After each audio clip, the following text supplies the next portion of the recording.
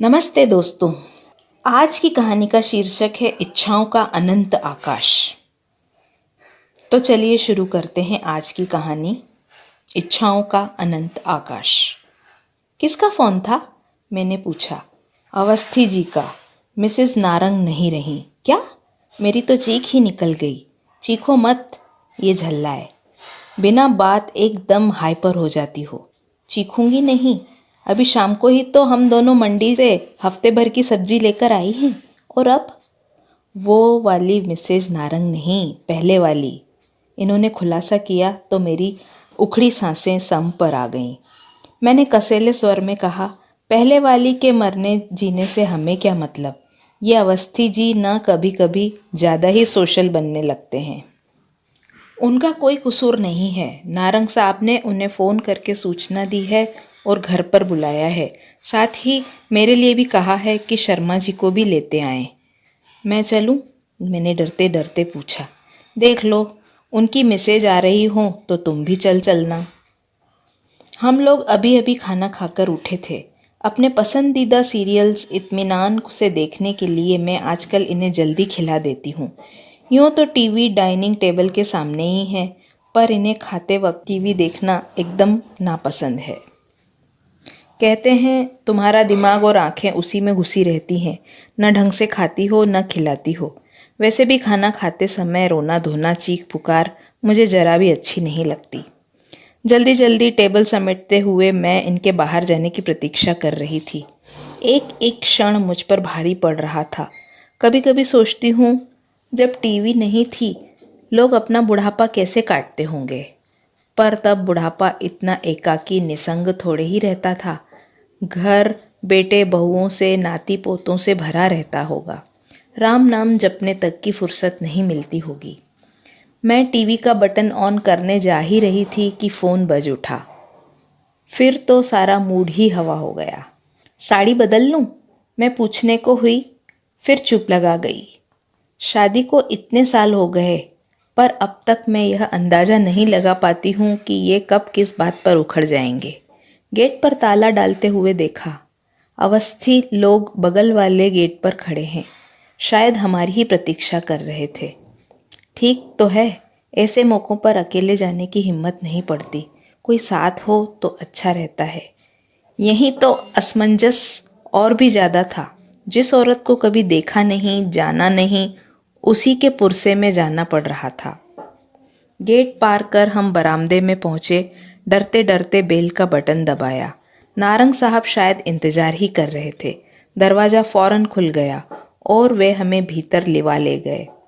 भीतर अजब नज़ारा था। 3-4 लोग बैठे थे, पर सन्नाटा पसरा हुआ था। नारंग साहब ने समय जाया नहीं किया। उस स्तब्धता को भंग करते हुए परिचय की औपचारिकताएं पूरी की।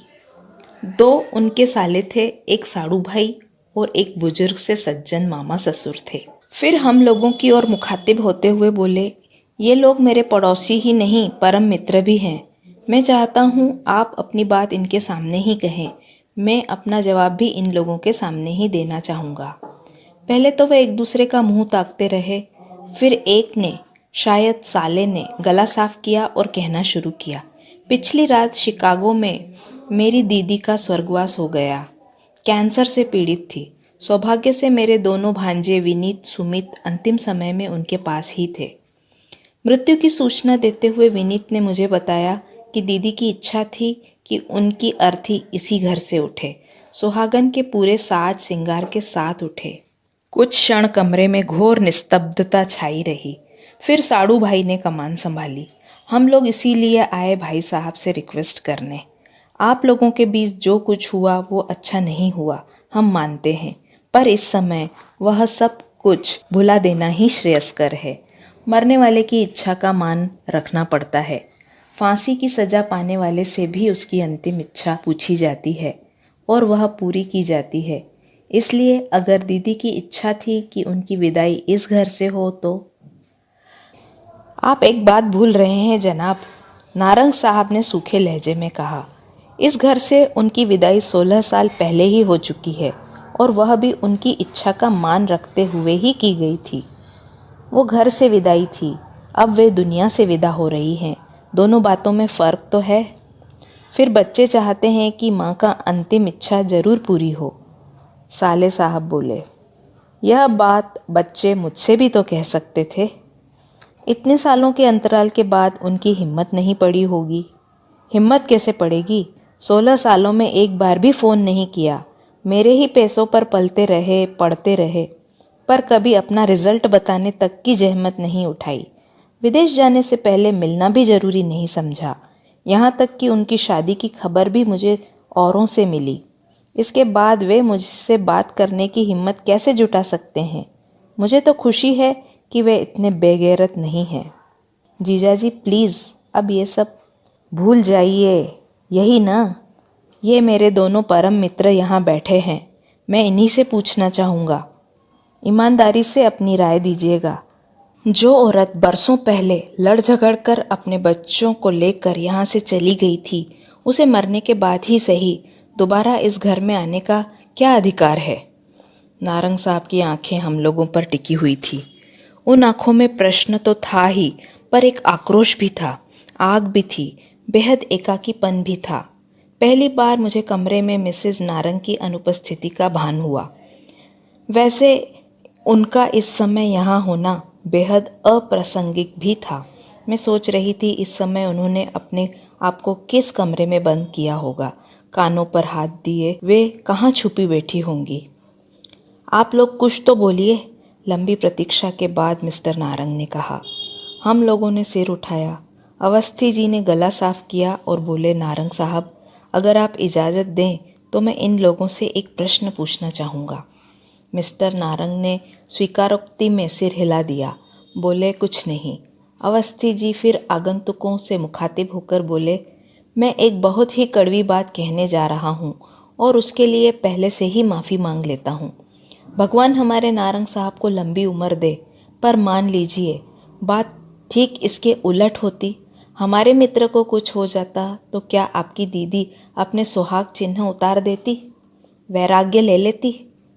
उनकी बात पूरी भी नहीं हो पाई कि मिस्टर नारंग उठकर भीतर चले गए। हम लोगों को तो जैसे सांप सूंघ गया।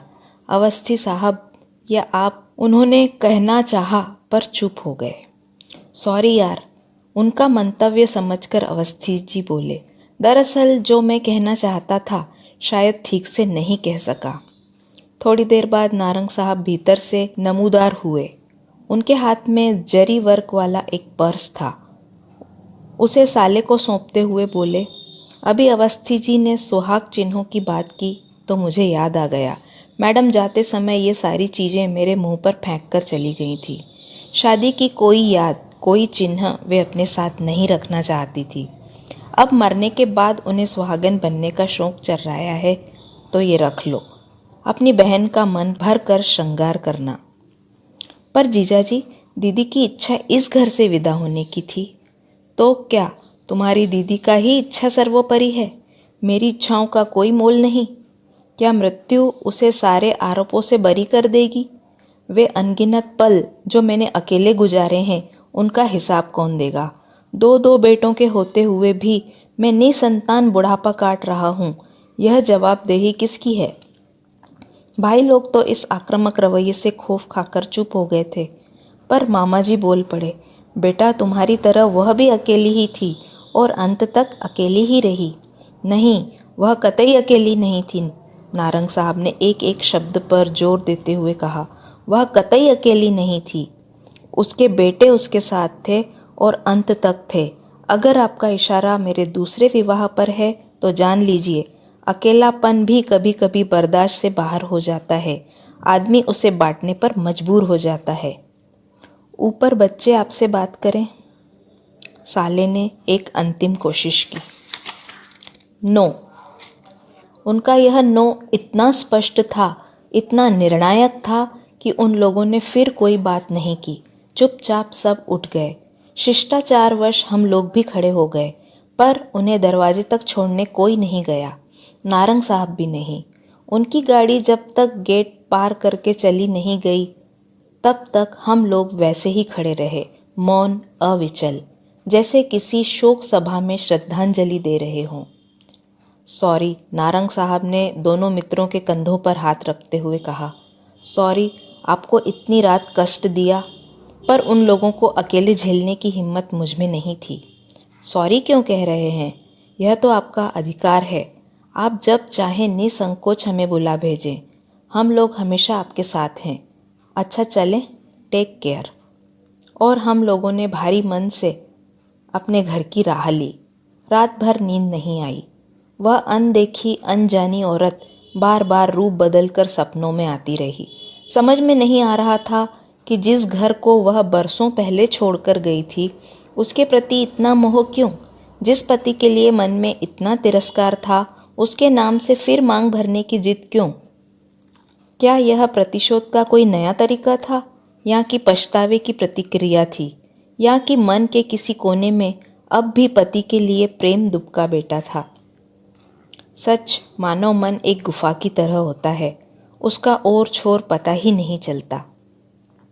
8 साल पहले इस बंगले में आना हुआ था।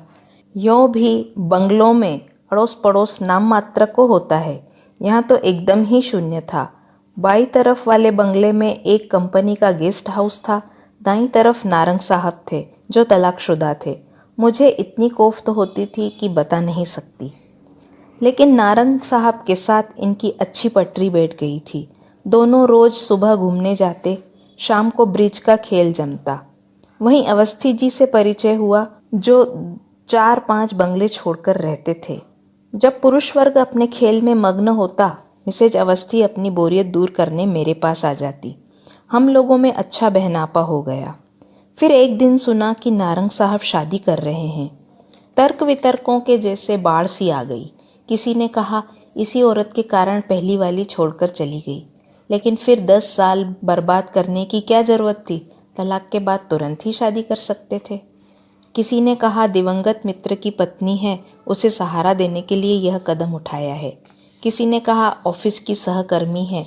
शादी के बाद एक छोटी सी पार्टी देकर नारंग साहब ने पत्नी को मित्रों और रिश्तेदारों से विधिवत मिलवाया। तभी इन विवादों का, अफवाहों का दौर शांत हुआ। नई वाली मिसेज नारंग मुझे देखते ही भाग गई। हम लोगों की खूब अच्छी ट्यूनिंग जम गई थी। उनकी कहानी वही थी जो आधुनिक भारत की 40% कन्याओं की होती है। पिता की अकाल मृत्यु, कोमल कंधों पर घर परिवार का भार, भाई बहनों को एक एक कर निपटाते हुए अपने बारे में सोचने का समय ही नहीं मिला। जब सारी जिम्मेदारियों से फारिग हुई तो पता चला उम्र 45 को छू रही है। तब भाई बहनों ने पहल की, ब्यूरो में नाम लिखवाया, अखबारों में विज्ञापन दिया। जांच पड़ताल के बाद नारंग साहब का नाम फाइनल हुआ और वे मेरा पड़ोस गुलजार करने आ गई। यह सुख उन्हें जीवन में इतनी देर बाद मिला था कि अपनी इतने बरसों वाली पुरानी नौकरी उन्होंने एक झटके के साथ ही छोड़ दी। अपनी नई नवेली घर गृहस्थी में अब वो ऐसे रच बस गई हैं जैसे बरसों से बस यही करती आ रही हों। आधी रात के बाद कहीं मुश्किल से आंख लग पाई थी कि घंटी बजी। पहले तो समझ नहीं आया कि दरवाजे की घंटी है या फ़ोन की। फिर पता चला कि इनके मोबाइल की रिंग है। अधमुंदी पलकों से मैंने घड़ी देखी। सुबह के 5 बज रहे थे। तब तक वे फ़ोन रख चुके थे। किसका फ़ोन था? नारंग का। गेट पर खड़े हैं, इन्होंने उठते हुए कहा। ये चप्पल डालकर बाहर की ओर चल पड़े तो गाउन पर शाल डालकर मैं भी पीछे पीछे हो ली। रात करीब 11 बजे तो हम लोग उनके घर से लौटे थे। अब इतनी सी देर में और क्या हो गया? सदर दरवाज़ा खोलकर हम बाहर आए। धुंधलके में गेट के बाहर एक आकृति नज़र आ रही थी। उनका फ़ोन आ गया था, इसीलिए निश्चिंत थे, नहीं तो एकदम गेट खोलने की हिम्मत नहीं पड़ती। सॉरी, आपको सुबह सुबह डिस्टर्ब कर रहा हूँ। नहीं नहीं, गेट मत खोलिए, मैं भीतर नहीं आऊँगा, बस यह चाबी देने आया हूँ। चाबी किस लिए? बच्चे माँ को लेकर आ रहे हैं, शायद 9-10 बजे तक यहाँ पहुँचेंगे। पर आपने तो कल मना कर दिया था ना? हाँ, पर आधी रात के बाद मुंबई से बच्चों का फ़ोन आया। बरसों बाद उनकी आवाज़ सुनी, बरसों बाद उन्होंने कुछ मांगा था, मना नहीं कर सका। क्षण भर को वे चुप हो गए। शायद उनका गला भर आया था, पर तुरंत ही उन्होंने अपने को संभाल लिया और कहा, हम लोग 15-20 दिनों के लिए बाहर जा रहे हैं। वे लोग अगर 13वीं भी यहाँ से करना चाहें तो कर सकते हैं। मतलब आप नहीं रहेंगे? नहीं, और मेरा रहना जरूरी भी नहीं है। अंत्येष्टि में तथा और संस्कारों में बेटों की उपस्थिति जरूरी होती है, वो दोनों तो रहेंगे ही। कुछ क्षण चुप्पी छाई रही। फिर वे बोले, शर्मा जी, सबका कहना था कि मरने वाले की इच्छा का सम्मान करना चाहिए, सो कर रहा हूँ, पर उसके लिए किसी जीवित व्यक्ति का मैं अपमान तो नहीं कर सकता था ना। अच्छा, अब मैं चलूँगा, मिसेस गाड़ी में वेट कर रही हैं। और चाबियाँ इन्हें सौंप कर वे चल पड़े। मैंने झांक कर देखा, उनके बंगले के सामने उनकी नीली सैंट्रो उनकी प्रतीक्षा कर रही थी। मिसेस नारंग उसमें बैठी होंगी। अच्छा ही हुआ जो वे नीचे नहीं उतरी। इस समय उनका सामना करने की हिम्मत मुझ में नहीं थी। इच्छाओं का अनंत आकाश, ये कहानी हमने अभी सुनी। अगर आपको ये कहानियाँ पसंद आ रही हैं तो स्टोरी खजाना चैनल को सब्सक्राइब करें। धन्यवाद।